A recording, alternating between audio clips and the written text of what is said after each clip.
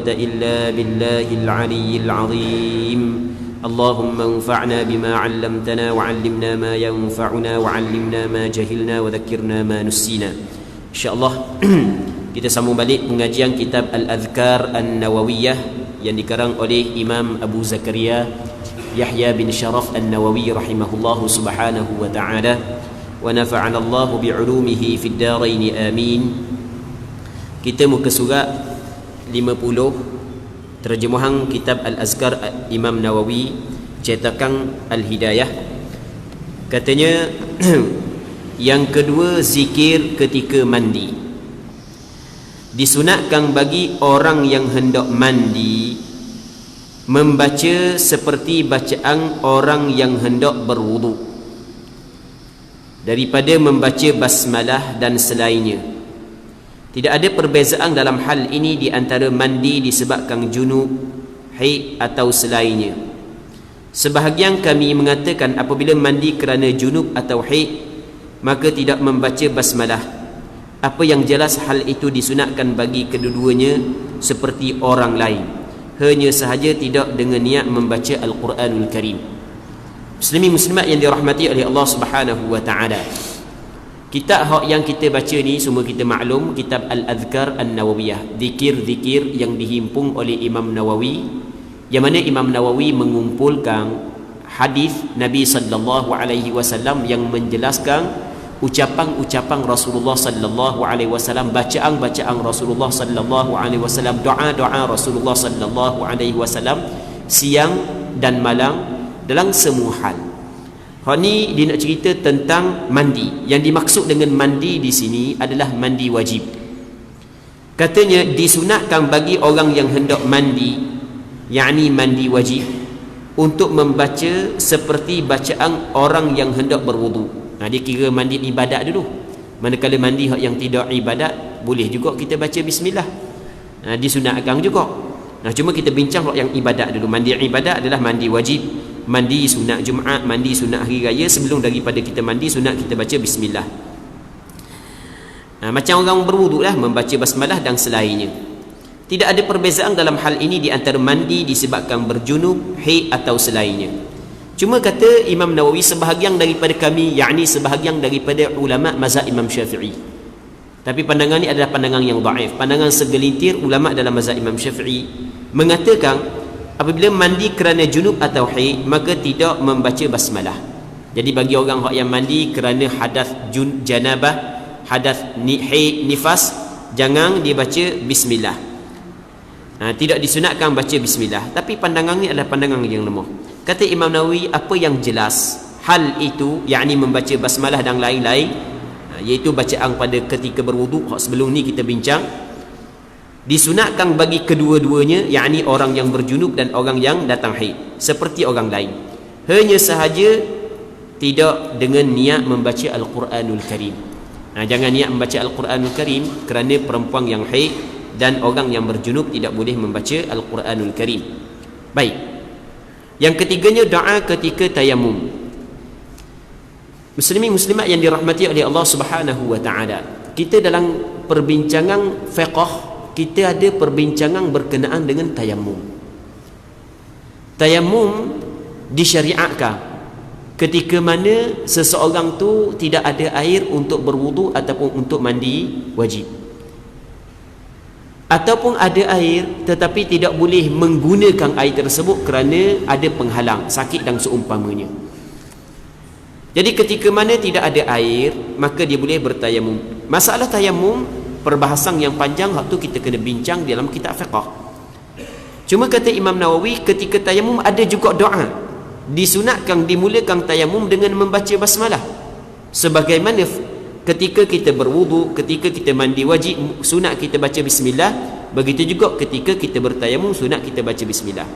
Untuk orang yang berjunub, walaupun untuk orang yang berjunub dan haid, seperti yang kami jelaskan dalam perbahasan mandi. Maksudnya kalau tayamum kerana ganti daripada mandi wajib, orang tu berjunub, tiba-tiba tak ada air, tak ada air nak mandi wajib, maka tayamum lah. Tayamum muka dengan tangan je lah. Baik, sebelum daripada bertayamum, sunat dia baca bismillah. Sedangkan baca tasyahud, setelahnya dan zikir-zikir yang zikir-zikir lain yang dibaca dalam wuduk serta doa-doa ketika membasuh wajah dan mencuci telapak tangan. Saya tidak melihat ada pendapat dari rakan seangkatan kami, yakni ulama dalam mazhab Imam Syafi'i dan selain mereka. Apa yang jelas, hukumnya sama seperti hukum yang kami jelaskan mengenai wudu. Ini kerana tayamum adalah bersuci sebagaimana wudu. Sekarang ni, kalau sebelum daripada ni kita bincang, selepas daripada kita berwudu, sunat kita bertasyahud. Bukan baca at-tahiyatul mubarakatuh salawat thayyibatulillah, bukan. Asyhadu an la ilaha illallah wahdahu la syarika lahu wa asyhadu anna Muhammadan abduhu wa rasuluh. Allahumma ja'alni minat tawabin wa ja'alni minal mutatahhirin. Itu doa yang sunat kita baca selepas daripada kita berwudu. Adakah perkara tersebut sunat juga kita baca selepas daripada tayamum? Adakah perkara itu sunat juga kita baca selepas daripada mandi wajib? Kalau selepas daripada mandi wajib, jelas ada ulama dalam mazhab Imam Syafi'i menyebut secara jelas bahawasanya doa tersebut bukan hanya selepas daripada wuduk sahaja sunat kita baca, juga selepas daripada mandi wajib. Manakala selepas daripada tayamum, kata Imam Nawawi,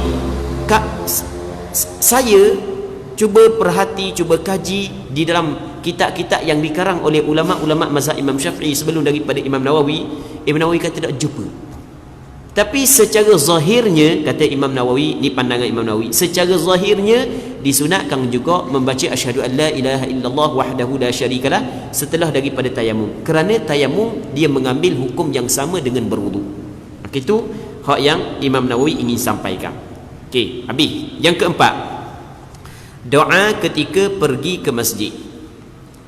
Telah kami sebutkan sebelumnya zikir-zikir ketika keluar rumah dengan tujuan ke mana pun. Hak yang zikir keluar rumah, masuk rumah, kita cerita dah sebelum daripada ni.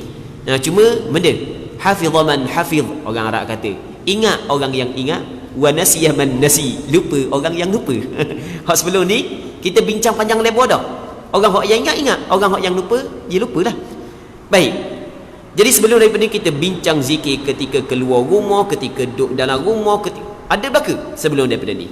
Sekarang ni kita nak bincang berkenaan dengan doa dan zikir ketika pergi ke masjid. Apabila keluar rumah untuk pergi ke masjid, maka disunatkan bacaan tersebut disertai dengan, nanti kita akan tengok lepas daripada ni apa yang kami riwayatkan di dalam Sahih Muslim, dalam hadis Ibnu Abbas ketika menginap di rumah makciknya Maimunah radhiyallahu anha. Beliau menyebutkan hadis tentang tahajud yang dilakukan oleh Rasulullah sallallahu alaihi wasallam, kemudian mengatakan terdengar suara azan berkumandang, iaitu azan subuh. Maka baginda keluar untuk solat dan mengucapkan, Allahumma ja'al fi qalbi nura wa fi lisani nura waj'al fi sam'i nura waj'al fi basari nura waj'al min khalfi nura wa min amami nura waj'al min fawqi nura wa min tahti nura Allahumma a'tini nura. Baik. Jadi dalam kitab Sahih Muslim, Ibnu Abbas dia menceritakan suatu hadis, yang mana hadis ni didengar daripada Rasulullah ketika Ibnu Abbas bermalam di rumah Rasulullah. Ibnu Abbas sepupu Rasulullah, dia masa tu kecil lagi, dak balik lagi Ibnu Abbas, budak lagi.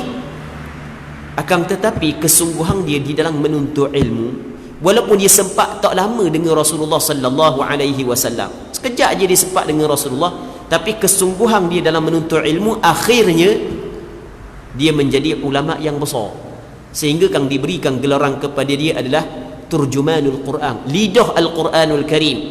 Diberi gelaran kepada dia habrul ummah, orang yang cukup alim di dalam umat Nabi Muhammad sallallahu alaihi wasallam, Abdullah bin Abbas. Abdullah bin Abbas ada mak saudara nama dia Maimunah. Maimunah adalah dua beradik dengan Ummul Fadl. Ummul Fadl adalah ibu kepada Abdullah bin Abbas. Jadi ayah dia suruh dia pergi belajar dengan Rasulullah sallallahu alaihi wasallam.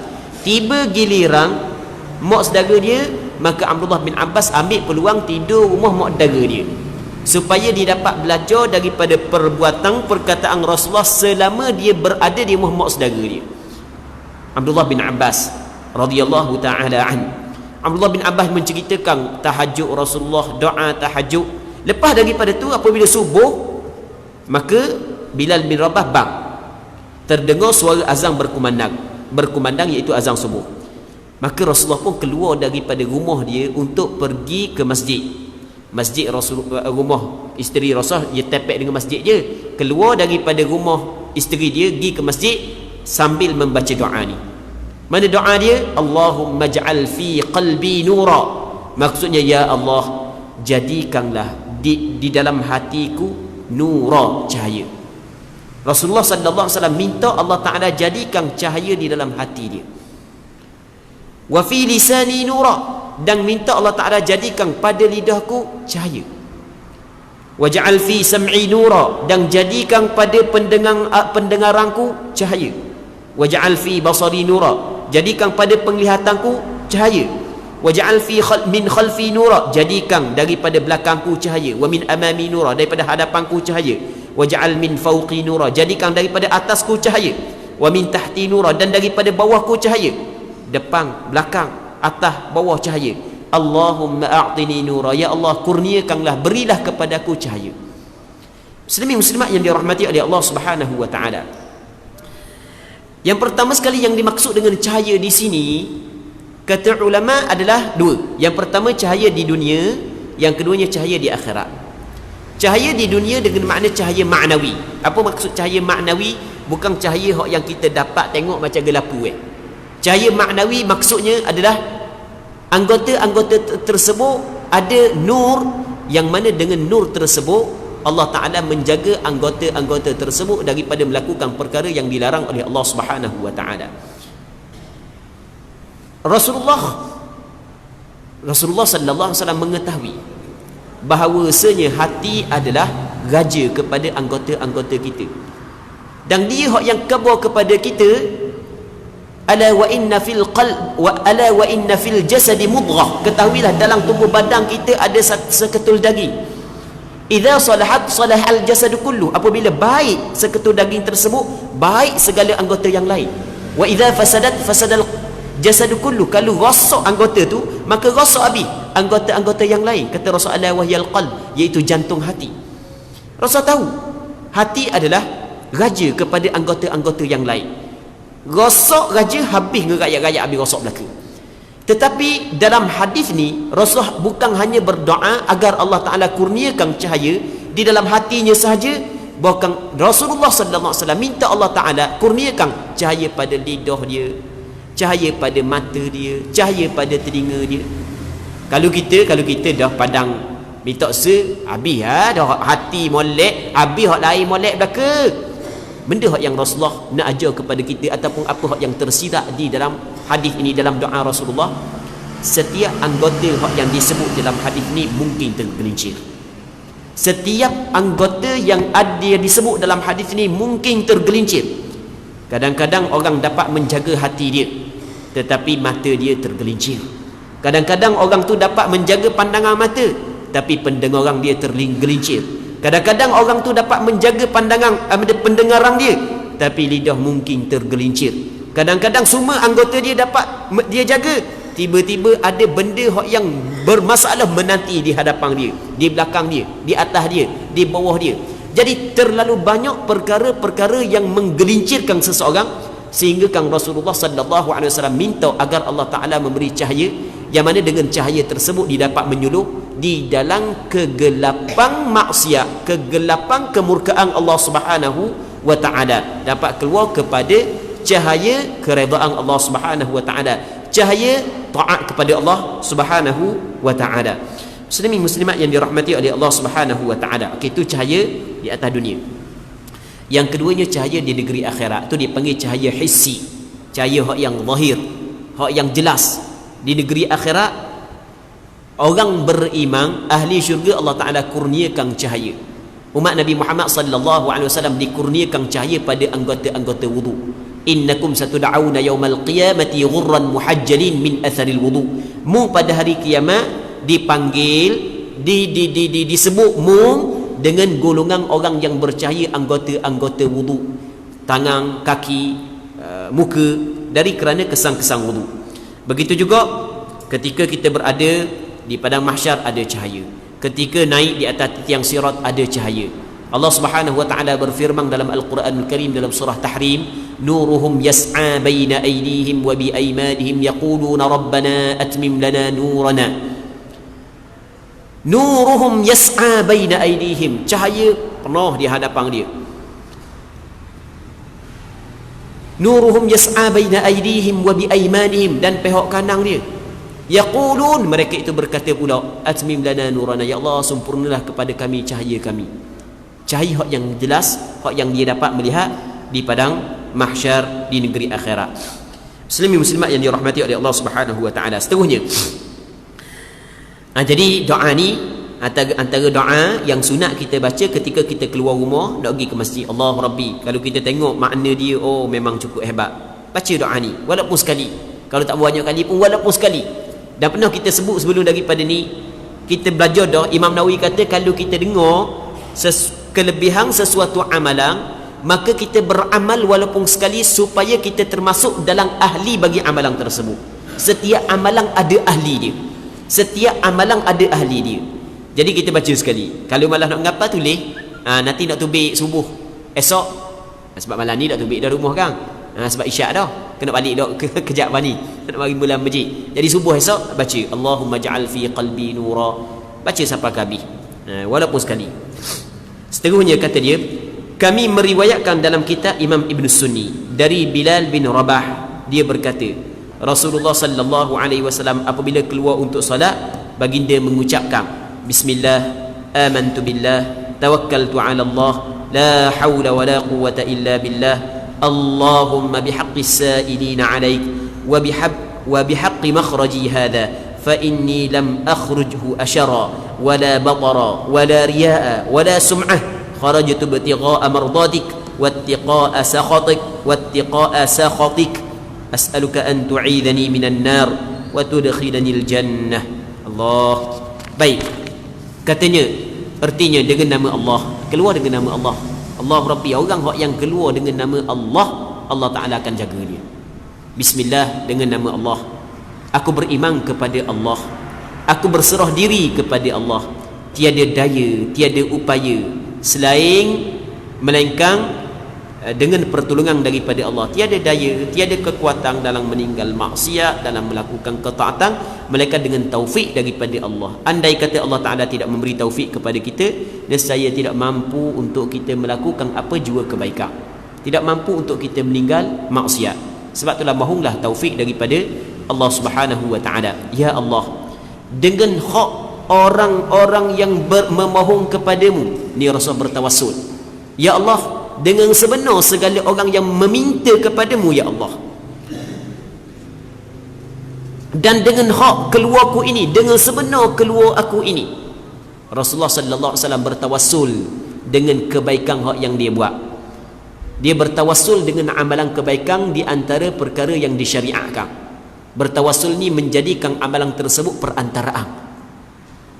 Ada disebut di dalam satu hadis yang sahih, yang mana Rasulullah sallallahu alaihi wasallam menceritakan 3 orang pemuda yang keluar tiba-tiba sampai gelap nak malam, dia pun duduk di dalam, masuk dalam gua nak berehat dululah.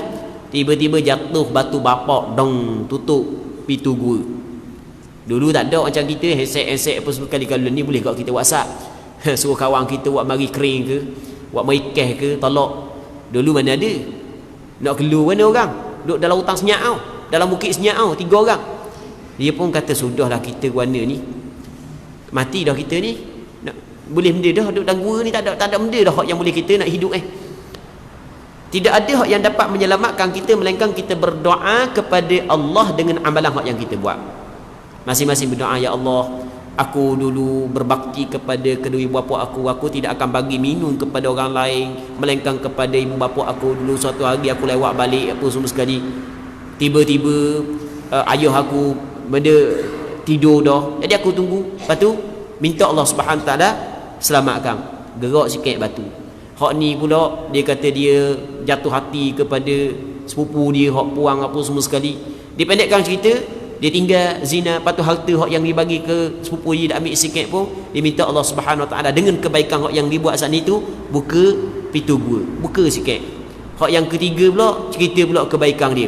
Jadi kesimpulannya, benda hak yang kita nak cerita, kesimpulannya disyariatkan berpandukan kepada hadis-hadis tersebut, dan hadis ini disyariatkan kita bertawassul dengan amalan kebaikan hak yang kita buat. Apabila kita buat, kita nak minta kepada Allah, kita bertawassul dengan amalan kebaikan hak yang kita buat. Okey, kita sebagai contoh lah, kita sebagai contoh, banyak juga orang kita gunakan, ya Allah, aku tolong orang ni ya Allah, kerana-Mu ya Allah. Dengan sebab aku tolong orang ni, maka Mu tolonglah aku ya Allah. Itu dipanggil bertawassul dengan amalan kebaikan. Itu di antara perkara yang disyariatkan. Baik, dengan kesepakatan ulama tanpa ada khilaf. Baik, Rasulullah sallallahu alaihi wasallam bertawassul dengan amalan kebaikan. Dikata lagu mana? Dikata kata Rasulullah, dengan hak, dengan sebenar keluarku ini, sebab Rasulullah nak keluar ke masjid.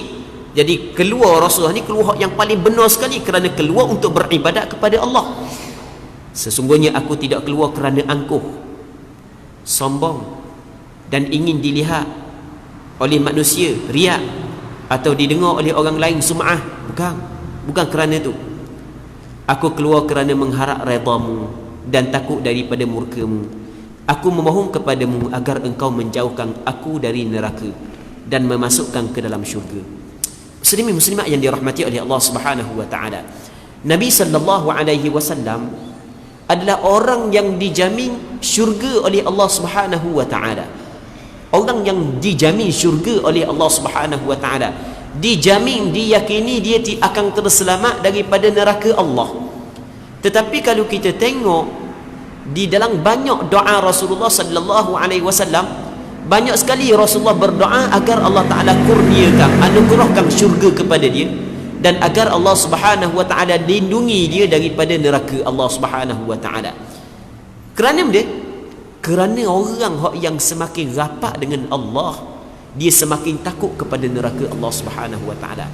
Semakin rapat dengan Allah, semakin mengharapkan syurga Allah Subhanahu wa taala. Orang yang semakin kenal Allah, semakin takut kepada Allah Subhanahu wa taala. Okey, itu yang pertama. Yang keduanya adalah kerana nak mengajar umat dia agar sentiasa meminta perlindungan kepada Allah daripada neraka Allah, dan agar sentiasa memohon kepada Allah agar Allah Taala kurniakan syurga Allah Subhanahu wa taala. Kerana dua perkara ini pada hakikatnya adalah kejayaan yang sebenar. Tidak ada kejayaan yang sebenar melainkan hamba Allah Subhanahu wa taala dapat syurga Allah dan terselamat daripada neraka Allah.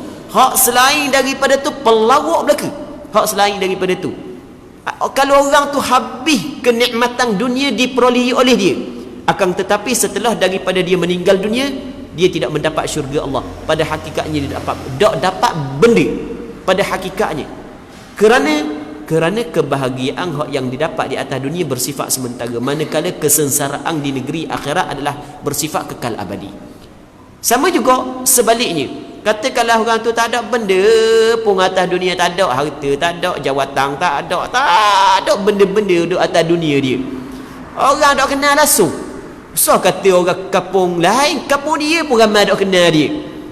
Sebagai contoh, akan tetapi di negeri akhirat dia mendapat syurga Allah Subhanahu wa taala. Pada hakikatnya dia telah mencapai segala-galanya. Kerana nikmat syurga adalah nikmat hak yang sebenar. Allah Subhanahu wa taala berfirman dalam Al-Quranul Karim, "Faman zuhziha 'anil nari wa udkhilal jannata faqad faz." Sesiapa hak yang dijauhi daripada api neraka dan didekatkan dia kepada syurga Allah, maka sesungguhnya dia yang betul-betul mendapat kejayaan di sisi Allah Subhanahu wa taala. Seterusnya kata dia lagi, kami meriwayat hadis ini dinilai dhaif salah seorang perawinya, dinilai dhaif. Hadis ini dinilai dhaif oleh ulama hadis. Salah seorang perawinya adalah Al-Wazi bin Nafi' Al-Uqaili, yang disepakati akan kedhaifannya, dan dia termasuk perawi munkarul hadis. Jadi hadis yang kita baca tadi, yang kita sebut tadi, sebenarnya ulama hadis nilai sebagai hadis dhaif.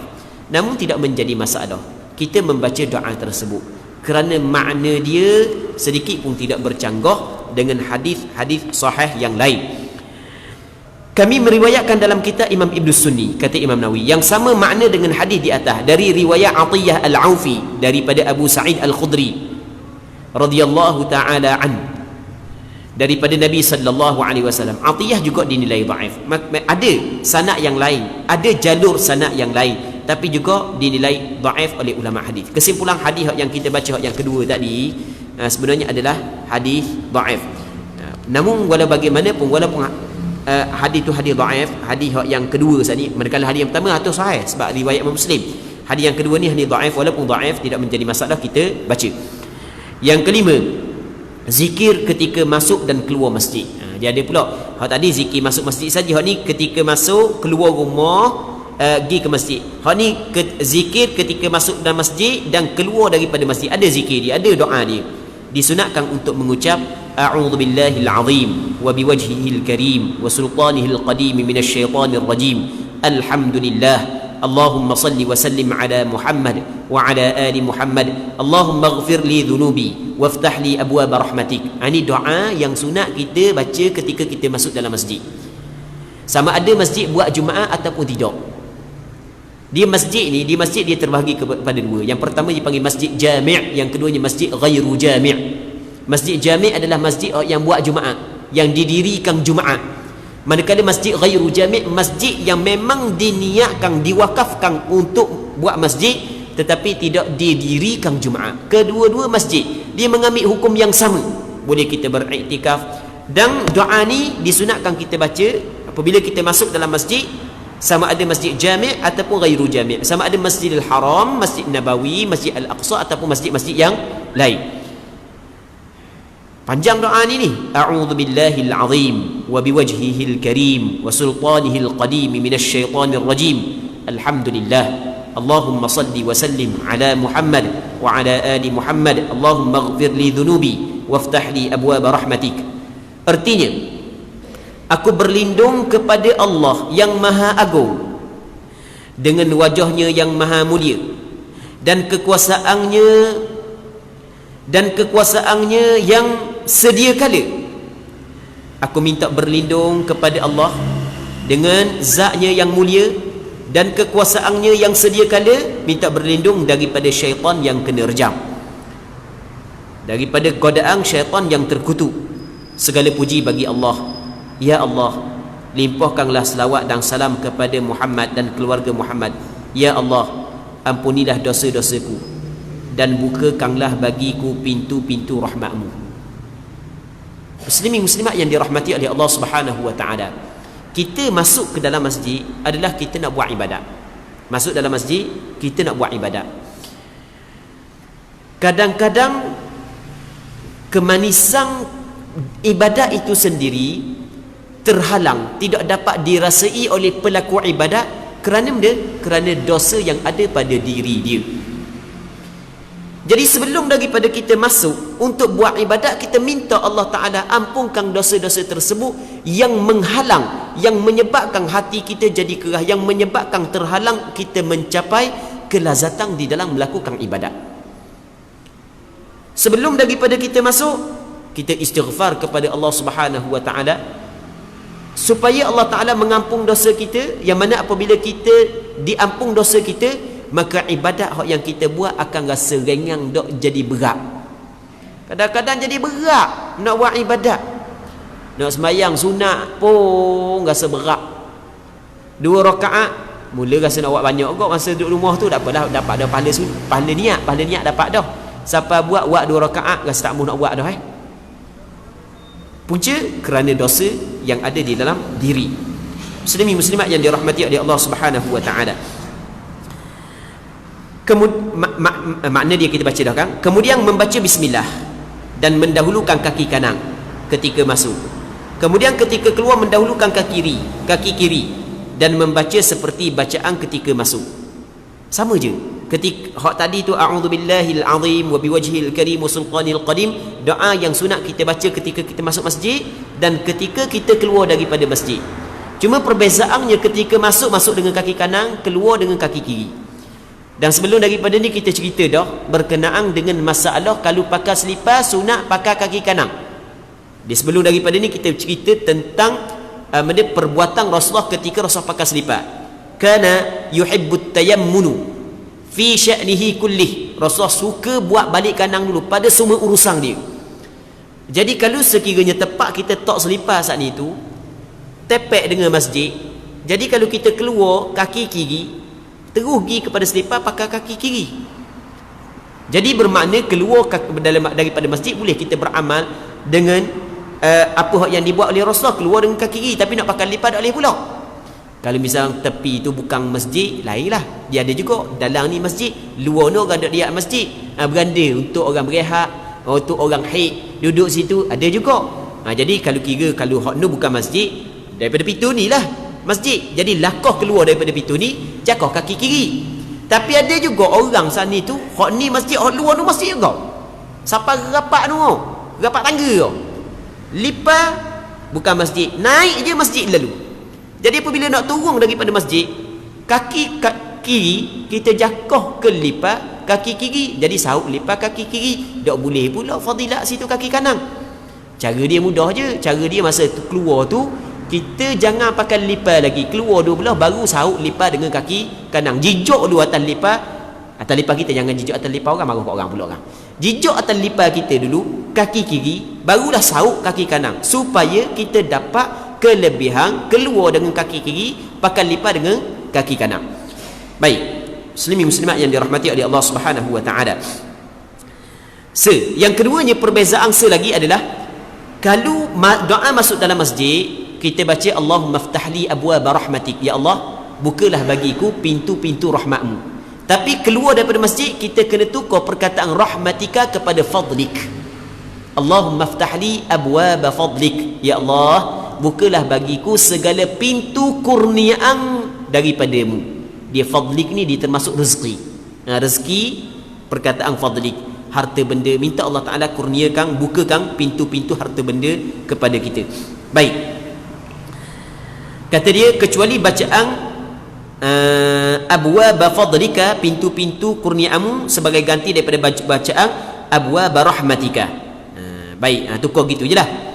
Katanya kami meriwayatkan daripada Abu Humaid atau Abu Asid, ada khilaf lah nama dia, radhiyallahu anhuma, dia berkata Rasulullah sallallahu alaihi wasallam bersabda, idza dakhala ahadukumul masjid falyusallim ala an-nabiy sallallahu alaihi wasallam thumma liyaqul Allahumma iftah li abwaaba rahmatik wa idza kharaja falyaqul Allahumma inni as'aluka min fadlik. Artinya, apabila salah seorang dari kalian masuk masjid, hendaklah dia mengucapkan salam kepada Nabi sallallahu alaihi wasallam. Dia kena ucapkan salam kepada Rasulullah.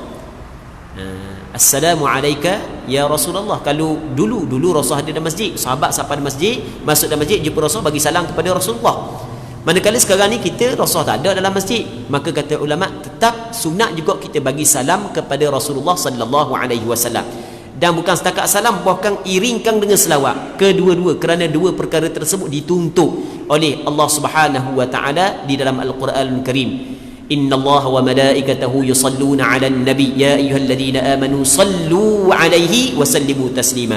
Sesungguhnya Allah dan para malaikatnya berselawat mereka itu kepada Nabi sallallahu alaihi wasallam. Wahai orang-orang yang beriman, ucaplah selawat dan salam dengan sebenar-benarnya kepada Nabi sallallahu alaihi wasallam. Baik, jadi masuk dalam masjid, Allahumma salli wa sallim ala Muhammad, Allahumma salli ala Muhammadin wa ala alihi wa sahbihi wa sallim. Baik, kata dia lagi lepas daripada tu,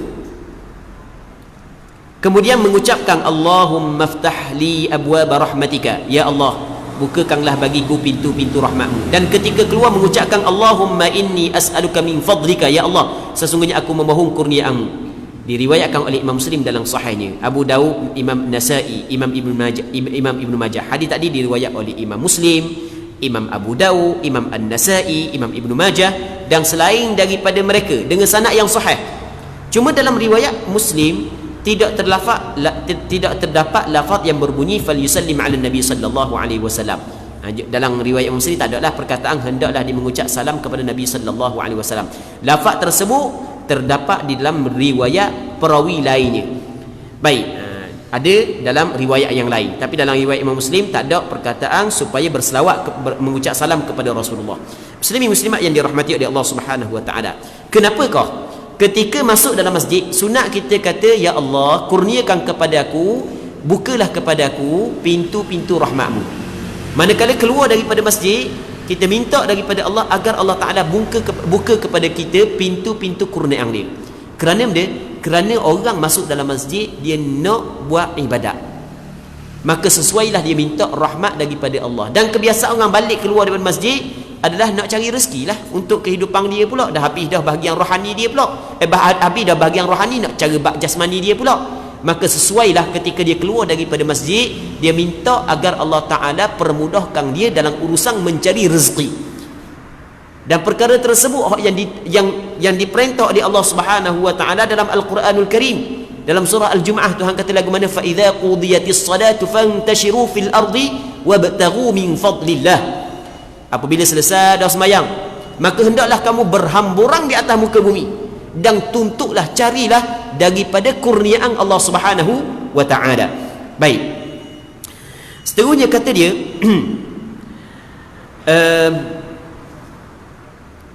Imam Ibn Sunni dalam riwayatnya menambah lafaz wa idza kharaja falyusallim 'ala an-nabiy sallallahu alaihi wasallam wal yaqul Allahumma a'idzni minasy syaithanir rajim. Artinya, dan ketika keluar hendaklah mengucapkan salam kepada Nabi dan mengucapkan Allahumma a'idzni minasy syaithanir rajim, ya Allah lindungilah aku daripada godaan syaitan yang terkutuk. Itu Imam Ibn Sunni riwayat ketika keluar.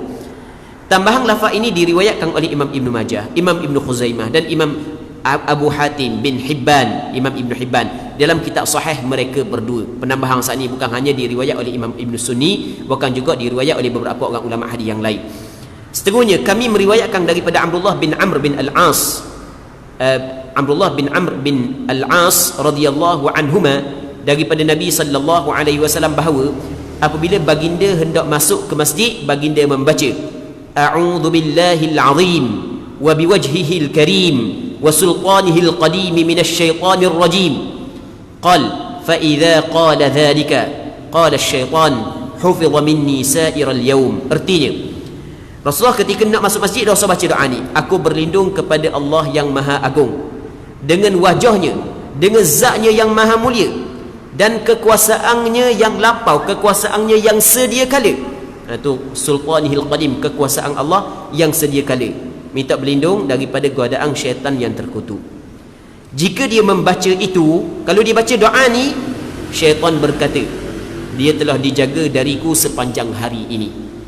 Ini di antara wiqayah, di antara pelindung, yang mana kalau orang tu ada gangguan dan seumpamanya, di antara wiqayah yang dia kena amalkan adalah setiap kali dia masuk dalam masjid dia baca doa ni, a'udzu billahil azim wa biwajhihil karim minasy syaithanir rajim.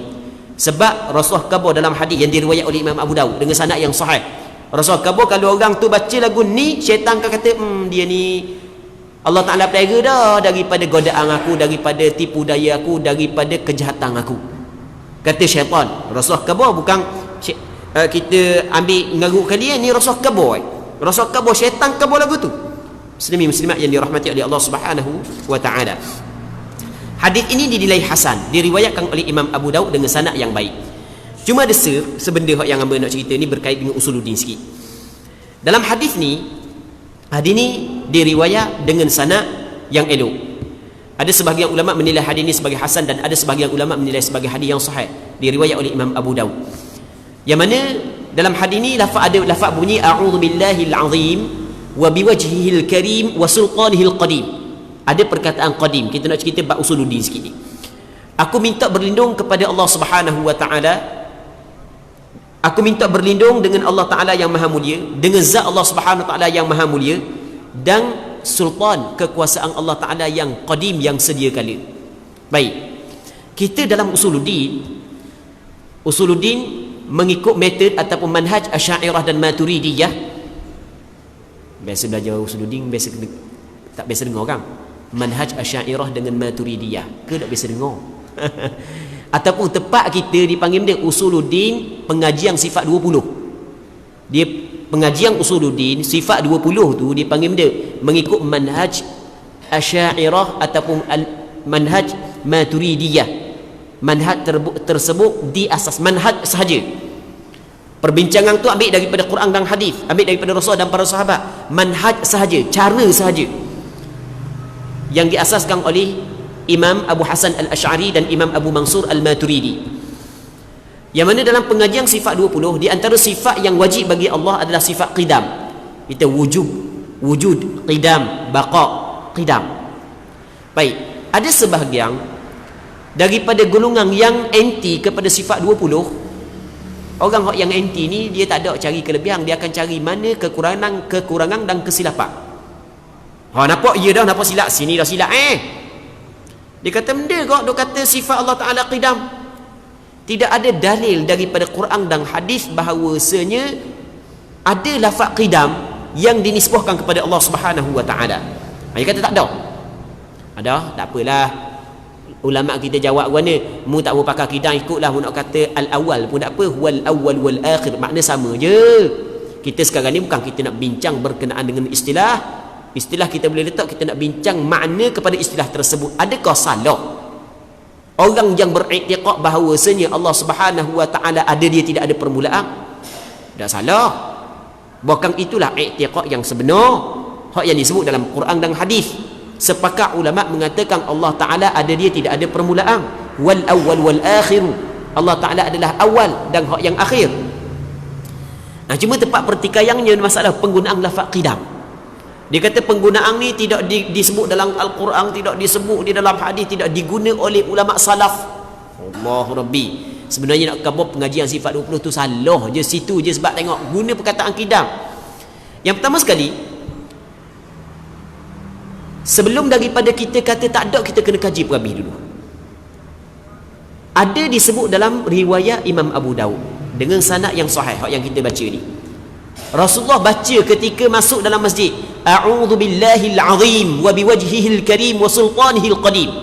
Aku minta berlindung kepada Allah yang maha besar, dengan wajahnya yang maha mulia, dan dengan sultannya, dengan kerajaannya yang sedia kala. Sultan adalah sifat Allah, qadim adalah sifat kepada sifat Allah. Maka ketika qadim sifat kepada sifat Allah, maka tidak menjadi masalah kita meletakkan perkataan tersebut sebagai sifat Allah Subhanahu wa taala, dan penggunaan tersebut diguna oleh Nabi sallallahu alaihi wasallam sendiri. Dan sebahagian daripada salaf juga menggunakan perkataan qadim. Buku dalam kitab Al-Aqidah At-Tahawiyah yang dikarang oleh Imam At-Tahawi, seorang ulama besar di zaman salaf dulu, yang dia buat satu kitab berkenaan dengan akidah yang dinamakan sebagai matan Aqidah At-Tahawiyah, yang mana dalam kitab tersebut ada perkataan qadim. Ini berkait dengan usuluddin sikit. Muslimin muslimat yang dirahmati oleh Allah Subhanahu wa taala. Baik. Seterusnya kata dia lagi hadis yang ke 85, kata dia, kami meriwayatkan dalam kitab Imam Ibn Sunni daripada Sayyidina Anas bin Malik radhiyallahu anhu, dia berkata Rasulullah sallallahu alaihi wasallam ketika hendak masuk ke dalam masjid mengucapkan bismillah Allahumma salli ala Muhammad, wa idza kharaja qal bismillah Allahumma salli ala Muhammad. Rasulullah ketika nak masuk dalam masjid, Rasul kata bismillah Allahumma salli ala Muhammad. Dia berselawat kepada diri dia sendiri. Rasulullah berselawat kepada diri dia sendiri. Ada orang tanya sebelum daripada orang tanya hamba, kita kalau dalam sembahyang kita kata gana dalam tahiyat akhir, asyhadu an la ilaha illallah wa asyhadu anna Muhammadar Rasulullah Allahumma salli ala Muhammad. Adakah Rasul sembahyang gitu juga ke lain? Takkan Rasul kata Allahumma salli ala Muhammad? Baik, secara zahirnya berpandukan kepada nas syarak, Rasulullah berselawat kepada diri dia sendiri dengan ucapan Allahumma salli ala Muhammad dalam sembahyang. Asyhadu an la ilaha illallah wa asyhadu anna Muhammadar Rasulullah. Kerana sembahyang yang diajar oleh para sahabat, seterusnya oleh para tabi'in, seterusnya oleh fuqaha, dan dibukukan oleh fuqaha, sebenarnya adalah sembahyang yang diajar oleh Rasulullah sallallahu alaihi wasallam. Rasul kabul lagu mana? Sallu kama raaitumuni usalli, dalam hadis yang diriwayatkan oleh Imam Bukhari, hendaklah mu sembahyang sebagaimana aku sembahyang. Jadi maka para sahabat, anak-anak murid dia berterusan sehingga kepada para ulama-ulama mujtahid, akhirnya letak dalam kitab-kitab dia sebenarnya adalah cara sembahyang daripada Nabi sallallahu alaihi wasallam. Pada zahirnya Rasul juga berselawat kepada diri dia sendiri dengan ucapan Allahumma salli ala Muhammad. Tengok ni secara jelas dalam hadis ni sebut ketika Rasul masuk dalam masjid, Rasul baca bismillah Allahumma salli ala Muhammad, wa idza kharaj, ketika Rasul keluar Rasul baca bismillah Allahumma salli ala Muhammad. Kami juga meriwayatkan bacaan selawat Nabi sallallahu alaihi wasallam ketika masuk dan keluar masjid daripada Ibnu Umar. Ibnu Umar pun dia menyebut perkara yang sama. Telah kami riwayatkan dalam kitab Imam Ibn Sunni daripada Abdullah bin Hasan, daripada ibunya, daripada neneknya, dia berkata Rasulullah sallallahu alaihi wasallam ketika hendak masuk masjid membaca hamdalah dan basmalah, kemudian mengucapkan Allahumma ighfirli waftah li abwaaba rahmatik, wa idza kharaja qala mithla dhalik wa qala Allahumma iftah li abwaaba fadlik. Artinya, ya Allah, Rasul masuk dalam masjid, Rasul baca bismillah, Rasul baca alhamdulillah, bismillah, alhamdulillah. Lepas tu Rasul baca, ya Allah, ampunilah aku dan bukalah bagiku pintu-pintu rahmatmu. Ketika keluar, baginda membaca seperti itu juga dan mengucapkan Allahumma iftah li abwaaba fadlik, ya Allah, bukakanlah bagiku pintu-pintu kurniaanmu, rezeki daripadamu. Kami meriwayatkan juga dalam kitab Imam Ibn Sunni daripada Abu Umamah radhiyallahu anhu, daripada Nabi sallallahu alaihi wasallam, baginda bersabda, inna ahadakum idza arada an yakhruja minal masjid tada'at junudu iblis wa ajlabat wajtama'at kama tajtami'u an-nahlu ala ya'subiha fa idza qama ahadukum ala babil masjid falyaqul Allahumma inni a'udzu bika min iblis wa junudihi fa innahu idza qalaha lam yadurrah. Apa maksud dia? Artinya, sesungguhnya salah seorang daripada kamu apabila hendak keluar daripada masjid, bala tentera iblis datang dan berkumpul mengelilinginya seperti rombongan lebah mengelilingi ratunya. Dia lebah ni, dia ada raja dia. Anak-anak lebah pakak duduk melingkungi, mengelilingi ketua dia, ratu dia, raja dia. Begitulah syaitan cuba mengelilingimu ketika mu keluar daripada masjid. Ketika mu duduk dalam masjid, tempat beribadat, mu dekat dengan Allah Subhanahu wa taala, ketika keluar daripada masjid, ada belaka syaitan dari kalangan jin dan syaitan dari kalangan manusia. Ada belaka. Dia syaitan, dia ada di kalangan jin, ada di kalangan manusia. Sebab itulah dalam Al-Quranul Karim ada ayat qul a'udzu birabbin nas malikin nas ilahin nas min syarril waswasil khannas minal jinnati wan nas alladhi yuwaswisu fi sudurin nas minal jinnati wan nas, daripada jin dan manusia. Baik, jadi ada syaitan dari kalangan jin dan ada syaitan dari kalangan manusia. Maksud syaitan di sini adalah orang yang mengajak manusia untuk melakukan kejahatan. Ada geng-geng kita yang ajak kita melakukan kejahatan, dan ada jin-jin yang duduk tipu kita untuk melakukan kejahatan. Jadi tubik daripada masjid penuh duk pakat keliling kita sebagaimana lebah mengelilingi ratunya. Apabila salah seorang daripada kamu berdiri di pintu masjid, ketika dia nak keluar daripada masjid, hendaklah dia mengucap Allahumma inni a'udzu bika min iblis wa junudihi. Maksudnya, ya Allah, sesungguhnya aku berlindung kepadamu daripada iblis dan segala tenteranya.